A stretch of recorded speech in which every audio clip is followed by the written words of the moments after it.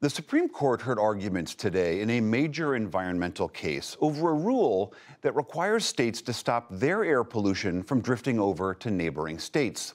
3 states, led by Ohio, are claiming the rule is too costly, and they're asking the court to block the so-called Good Neighbor Plan. Coral Davenport is following all of this closely. She covers energy and environmental policy at the New York Times. Coral, great to have you back on the program. So the Good Neighbor Plan, as I mentioned, says that states have to do everything they can to stop their pollution from sullying their neighbors' air. The states that are protesting this rule, what is it that they don't like about it? So this rule is the Biden administration strengthening a rule that was already on the books from the Obama administration. The Obama rule said that power plants had to control their pollution that goes over state lines and pollutes in other states. The law actually says that governments have to go back and strengthen this rule every number of years. The Trump administration did not do that. Biden administration went back, they expanded the rule and said, we're also going to apply this to a lot of other industrial pollution, steel mills, factories, cement plants. So a really significant expansion of these controls. And this is what the industrial states say, this is too much, this is going to cost millions, if not billions of dollars. It's a burden, it's a tremendous economic imposition on the engines of our state. And what is the argument for it? I mean, I guess broadly speaking, we could say air pollution is bad, but the argument for stopping this pollution is what? So again, the Clean Air Act specifically stipulates that the federal government has to do this. It says there, that there's, and this is sort of interesting because it has to do with the way the winds blow. You've heard the phrase the westerly winds that blow across the United States. That's real. So when you have a lot of air pollution, smog, in the middle of the country, it is very well documented that winds actually blow that to the eastern part of the country. So when you have a lot of smog in states like Ohio and Indiana, it ends up in the air of Delaware and Connecticut. The senator from Delaware recently said, we are the tailpipe of the United States.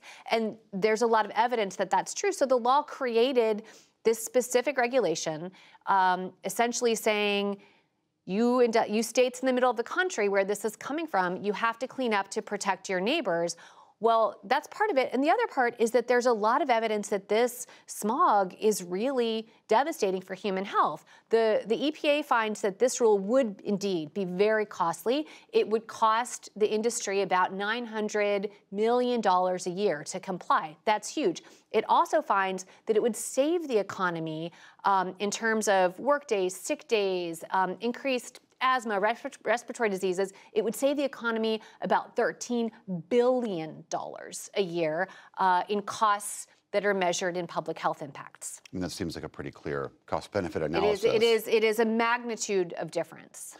The court took up this case on what's known as its emergency docket, and several of the justices today, including Ketanji Brown Jackson, seemed to take issue with that, asking why this was so urgent. We talked with our Supreme Court analyst, Marcia Coyle, about this earlier. Here's what she had to say about this.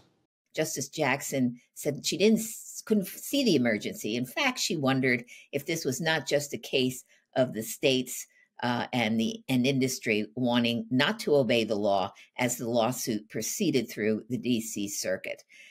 So what the court has is very unusual here right now. They always claim that they are a court of review, not first view, and they have nothing to review in front of them because no lower court has yet to look at the merits of the Good Neighbor Plan. And yet the court seemed very eager to hear this.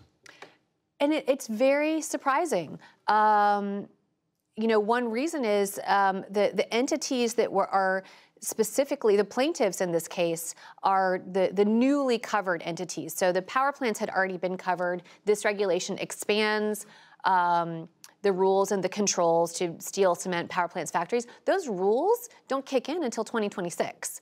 And yet, so they're not directly impacted now. They're not directly impacted, and yet they brought this case to the Supreme Court on this emergency filing, saying that this is going to have, an emergency impact right now, and that the rule essentially needs to be frozen not implemented at all until all the litigation is complete. But it is extremely unusual for the Supreme Court to even hear a case like this. And that is kind of part of a trend that we're starting to see in this Supreme Court. That this court has shown a good deal of skepticism towards a lot of environmental regulations. Well, that's always true of a conservative court. Historically, ideologically, there's more justices appointed by Republican presidents on this court. That's not surprising. Here's what's new. This is the third in cases that they are taking where, again, the regulation is not fully implemented. Last year, the Supreme Court heard a case on a water regulation that was not yet implemented, not yet fully on the books. Very surprising. Again, analysts said they were surprised that they took that case. They ended up choosing to sharply limit the regulation. So even before the government was done writing the regulation, the court had told it, you have to really rein back what you're doing. Same thing happened the year before on a major climate change regulation. Again, very unusual for the court to have even taken up the case before the regulation was even done. The court told the government, you're really restricted in what kind of regulating you can do. That regulation still isn't out, but the government is taking its marching orders from the court on how it can write these rules. This is a new trend where it's not just conservative justices expressing skepticism of regulation. It's sort of taking it to a new level of ruling, on these policies before they're even on the books and dictating to the federal agencies what they can then do, kind of handcuffing them before they're even done with their work. And it sounds like from the arguments today that the same thing might happen again. Coral Davenport of the New York Times, always great to see you. Thank you. Always great to be here.